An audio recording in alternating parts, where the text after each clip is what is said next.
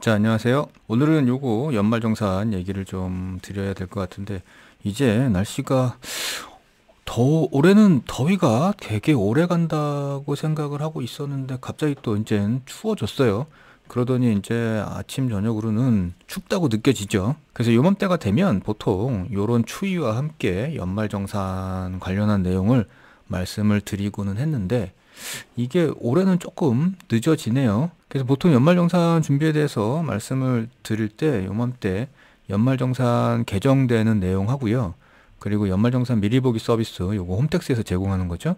그거에 대한 얘기를 먼저 말씀을 드리게 되는데, 올해는 요 개정되는 안들에 대한 확정이 좀 늦고요. 그 다음에 그거에 따라서 그런지 연말정산 미리 보기 서비스도 예년과 다르게 홈택스에서도 조금 서비스 자체가 좀 늦어지네요. 그래서 여튼 연말정산 미리 보기 서비스가 홈택스에서 열리면 그때 다시 요거는 드리기로 하고요. 그 연말정산에서 지금 달라진 점들 요거는 먼저 말씀을 좀 드려볼게요. 근데 이제 연말정산에서 2024년 기속분에 대해서 연말정산할 때 달라지는 내용들이 이미 세법이 개정돼가지고 지난해에 올해부터 적용되는 내용이 있고요. 그 다음에 바뀔 내용이 있잖아요. 지난 여름에 정부가 세법을 개정안을 발표하면서 거기에 들어가 있어서 이게 개정안대로 바뀌게 되면 2024년 기속분부터 적용될 것들이 있거든요. 근데 이제 요런 부분들은 국회에서 어떻게 통과되느냐에 따라서 달라지기 때문에 확정적은 아니에요.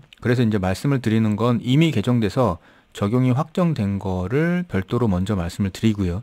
그 다음에 지금 개정안이 나와 있어서 국회를 만약에 통과하게 되면 그대로 적용이 되는, 하지만 통과가 안 되면 뭐 적용이 안 되겠죠. 수정되거나.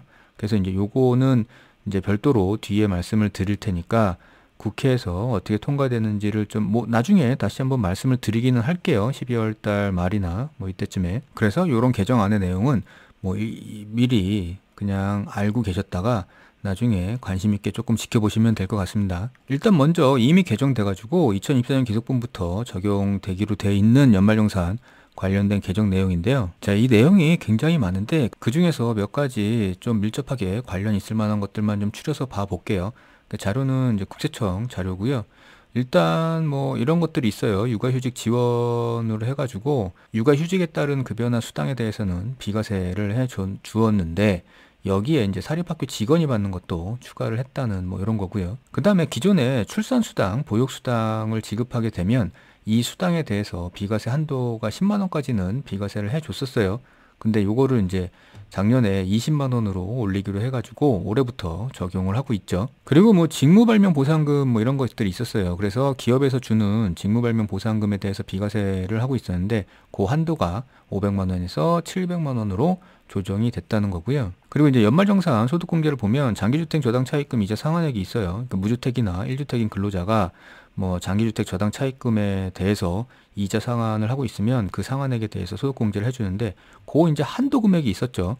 그래서 뭐 상환 기간과 그 다음에 고정금리냐 아니냐 거치식 비거치식 뭐 이런 것들에 따라 가지고 요 한도 금액이 있었는데 이걸 각각 몇백만 원씩 이렇게 상향을 시켜 공제를 더 확대했다는 거고요. 그 다음에 대상 주택 같은 경우에도 기존의 기준시가 5억에서 기준시가 6억 원으로 요 역시도 확대를 시켜줬죠. 확대 대상은 뭐 물론 그 주택뿐만 아니라 여기 보시면 분양권도 대상으로 이렇게 늘려줬고요. 그리고 자녀세액공제의 세액공제 금액도 약간 이제 두 명인 경우에 올렸고요. 공제 대상도 자녀에서 손자녀까지 확대를 시켜줬죠. 그 다음에 이제 의료비 세액공제에서 조금 달라진 게 있어요.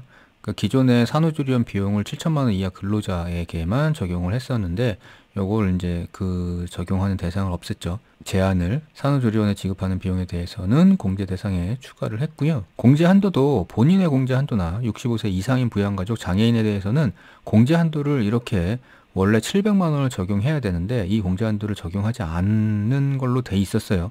근데 이제 여기에다가 6세 이하 부양가족도 추가를 했다는 거죠. 그 다음에 이제 중소기업 취업자에 대한 소득세 감면 받는 대상들이 있으시죠. 요거 뭐 청년이나 그 다음에 고령층 그리고 장애인 경력단절 여성 해가지고 70%나 90%뭐 이렇게 그 감면을 받고 있었는데 이게 원래는 지난해까지 끝이었는데 요거를 이제 2026년까지 그러니까 적용 시한을 늘렸죠. 그리고 주택청약 종합저축에 대한 소득공제가 있는데 요거를 지금 연간 240만 원까지 한도로 공제를 해주고 있는 걸 연간 300만 원으로 이 대상 한도를 늘렸고요. 그 다음에 이제 우리 월세 세액공제가 있잖아요.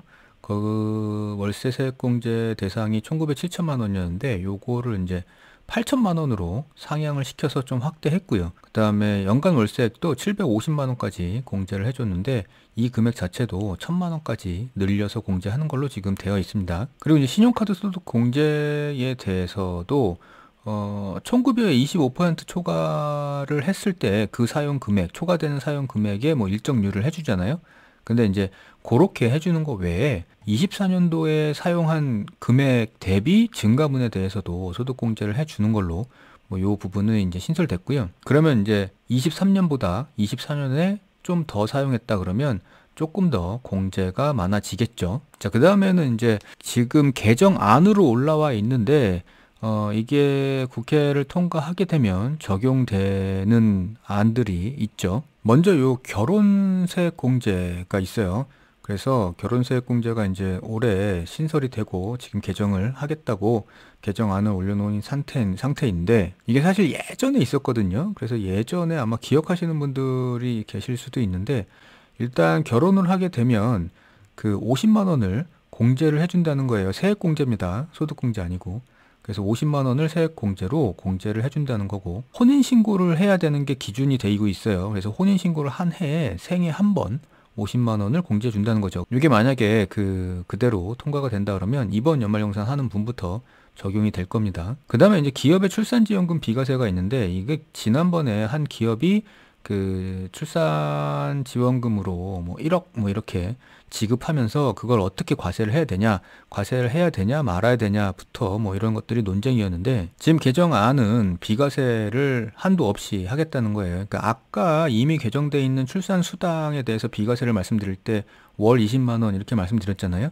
그래서 이제 그 비과세 한도를 아예 폐지하겠다는 거죠. 그래서 이제 출산지원금으로 얼마를 받던 그 부분에 대해서는 비과세를 하겠다 이런 거고요. 대신에 이제 요런 출생일 이후 2년 이내나 공통 지급 규정에 따라서 지급받아야 된다거나 요런 지켜야 되는 요건들이 있는 거죠. 그 다음에 뭐 조문 정비해가지고 나이 요건 명확화 이렇게 되어 있는데 기존에 이제 기본공제 대상자인 직계비속을 할 때 20세 이하 이렇게 해놓으니까 그러면 19세까지 되는 건지 아니면 20세의 어느 부분까지 되는 건지 뭐 이런 것들이 있었는데 요거를 이제 만 20세가 되는 날이 속하는 과세 기간까지로 명확화를 시켜 놓은 거죠.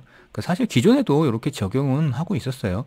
그래서 뭐 5월달이 생일이다 그러면 그 5월이 속하는 해당 연도, 그러니까 2024년도 12월 말일까지는 기본공제 대상자에 포함이 된다는 거죠. 자, 이렇게 해가지고 그 연말정산이 이제 올해부터 개정되는 달라지는 내용들을 몇 가지 좀 살펴봤고요. 물론 이것보다도 많은데 굉장히 이제 특이한 케이스는 제외를 시켰어요.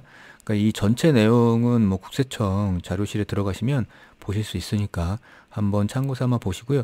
이렇게 개정된 내용을 먼저 아시고 후에 홈택스에 연말정산 미리보기 서비스가 지원이 되면 거기서 이제 미리보기 계산을 한번 해 보시면서 어떤 게 부족한지 어떤 게 더 들어가야 되는지 뭐 이런 것들을 판단을 해 보시면 돼요. 특히나 맞벌이 부부 같은 경우에는 조금 더 도움이 많이 될 겁니다. 자, 그래서 다음 시간에는 연말정산 미리보기 서비스 어떻게 하는지 그 부분에 대해서 말씀을 좀 드려볼게요. 감사합니다.